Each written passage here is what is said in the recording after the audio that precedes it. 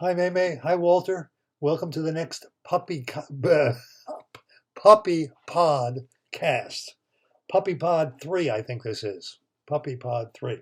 And it's called the Live Forever Machine. The Live Forever Machine. So, the puppies were hanging around when all of a sudden Walter's phone rings. His phone rings. Okay. Hello, hello. Walter, it's Greasy. Greasy who? Greasy Johnson. How many Greasies do you know? Oh. I'm trapped inside an elementary school, and weird things are happening. My cousin was in a play, Peter Pan, and now there are holes opening up in the hallway, and people are falling in, and there are strange sounds all over. And I'm not making things better, because once everyone started running around, they slipped all over the grease that fell off of my legs. Hurry, Walter, have the puppies come down and figure this out and rescue me. Walter, it's Greasy. Okay, enough Greasy.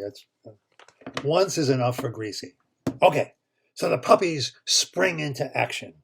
They get the address from Greasy, and they arrive at a scary-looking building, which is, in fact, an elementary school. It's an elementary school, and it's called Erie Elementary. Erie Elementary.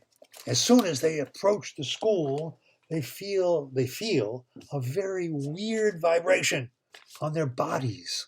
Very weird, but it's dark, and they can't see if there's anything changing. And the dark, so they tiptoe into the building, looking for Greasy, and he's standing by the door, waiting for them. But as soon as he sees Maymay and Walter, his face freezes. Who are you? Where are the puppies? Where are all my friends? Both Maymay and Walter say, Greasy, it's us, Maymay and Walter, with the rest of the puppies. Two-Ton Tony, Ishkabibble Jones, Mama, Handstand Harry, everybody's here. But Greasy slowly backs away from them. He's afraid. He says, I don't know who you are, but you're not the puppies. The next thing you know, two little girls come running up to Maymay.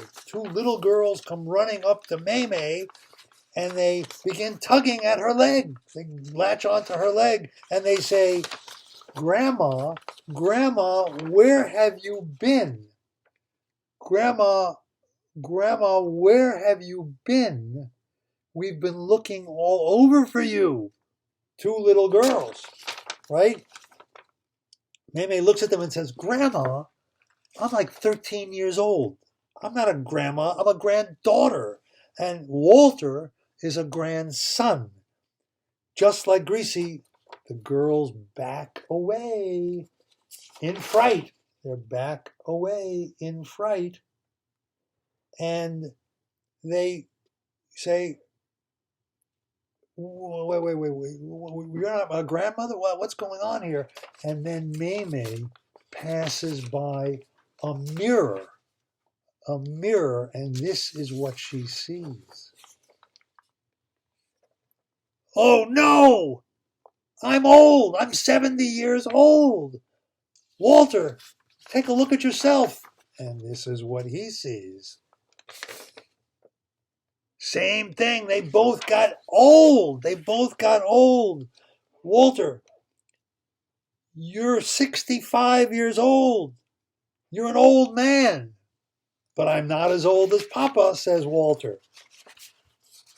Maymay says, wow, you are way older than Papa. Way older than Papa. Papa's just like a little kid. Papa's like a toddler, right? I don't get it. Walter and I are old. Papa is a little kid. What happened? We need to get to the bottom of this. Maybe my granddaughters know something about this. She looks at the two girls and she says, I'm really sorry that sometimes grandmas and grandpas forget things. We're old. We forget things. What are your names again? So the little girls go, how could you forget our names? We're the granddaughters. We're your granddaughters. Okay. I am Cheryl, and this is my little sister, Rebecca. But we're also looking for our mother. Have you seen our mother? We have a picture of her.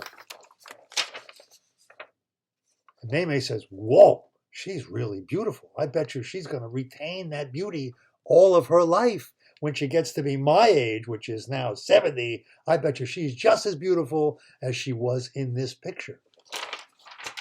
Okay, but we haven't seen her. We don't know where she is. There's something strange going on here, and we're going to find out what it is. Wait, where's Mama? Where's Mama? Where's Mama? She was just here a minute ago. Oh no, Mama is much younger also. And you know something? She looks a lot like my granddaughter. She looks a lot like my granddaughter. Huh. Something is weird. And we're going to find out what's causing this. These are like pranks meant to scare people. Weird things keep happening in the building. Strange sounds. The walls are shaking. Holes are opening up in the floor. Everything is really weird. And the puppies begin to walk down the hallway going into each classroom. They go into each classroom. So they open the door to the first room, and there, who do they see?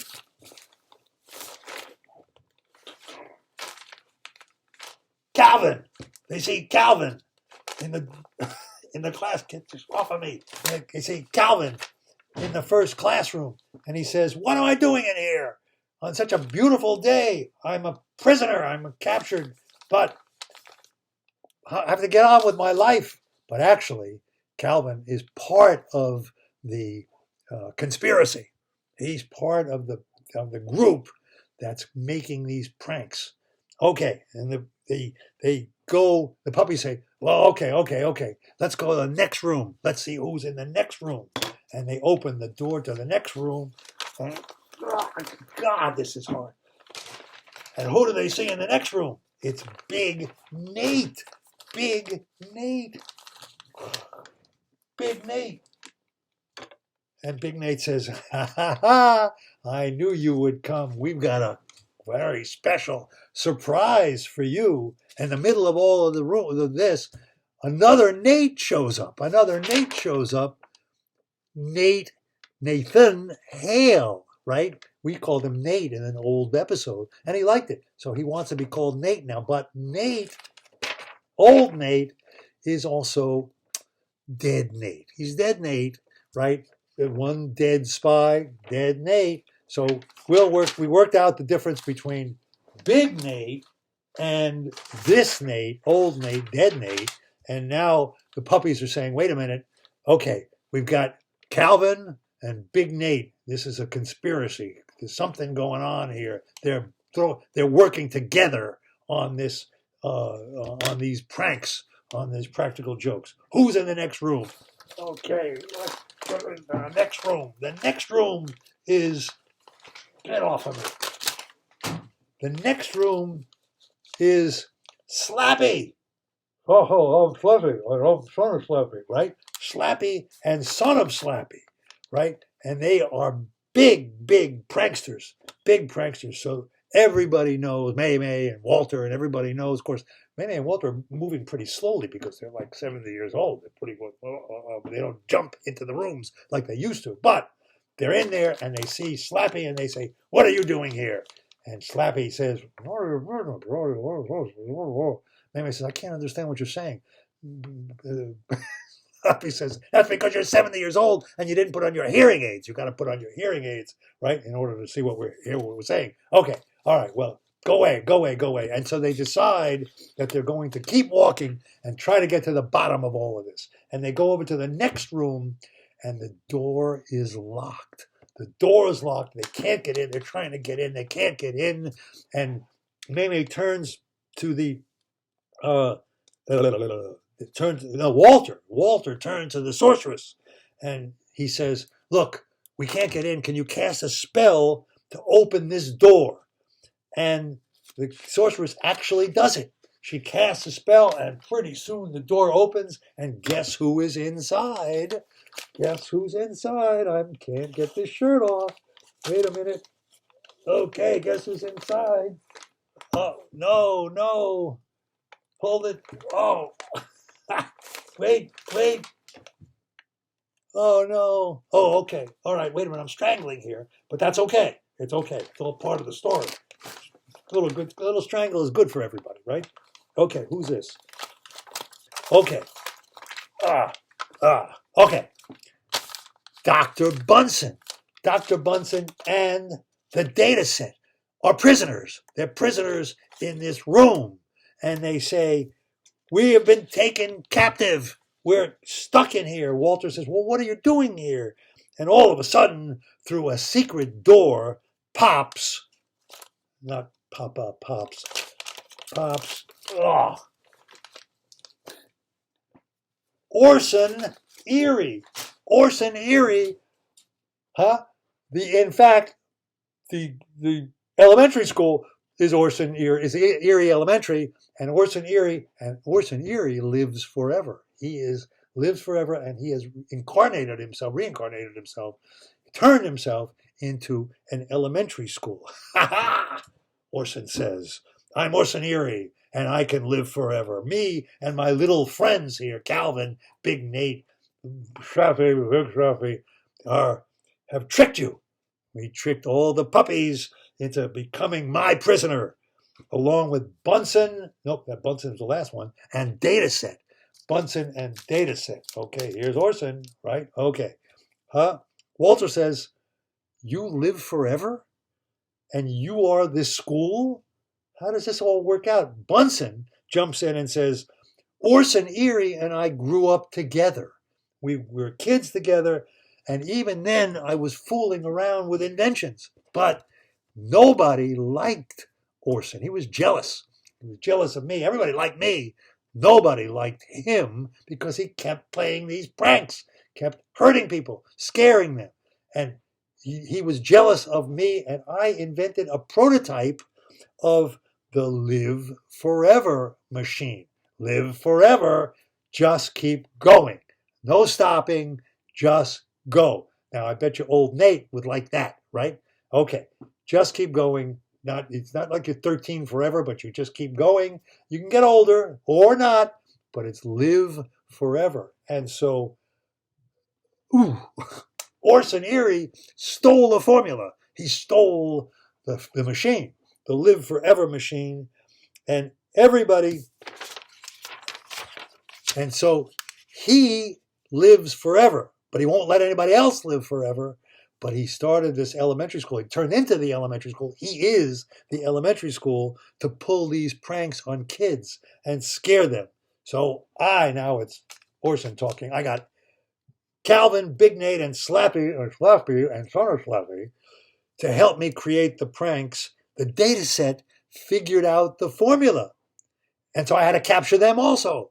So then we thought, what happens if the puppies figure out what's going on? And Walter would probably be able to figure out the formula. So we captured Greasy. No, not Greasy, Greasy. We captured Greasy to lure the puppies here so that they could become my prisoners. They are my prisoners. And we changed everybody's age just to confuse them. But unbeknownst to Orson and everybody else in that room, Mama was not in the room. And the sorceress, they were not in the room. They were outside the room, and they heard everything. And Mama turns to the sorceress and says, "Create a spell that solves this problem." But how?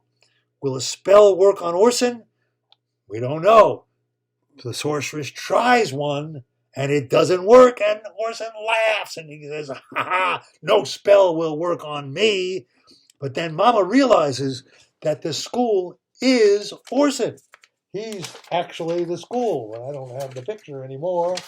All right. He's the school. And if you change the school, you change Orson. So she asks the sorceress to create a spell that makes the school friendly, with happy children and teachers and no pranks at all. And she makes a few tries, but they don't work. They don't work. And that's the end of episode 1 with the puppies, Dr. Bunsen, the data set, prisoners of Orson Erie, and the Live Forever machine. Stay tuned for episode 2. We love you,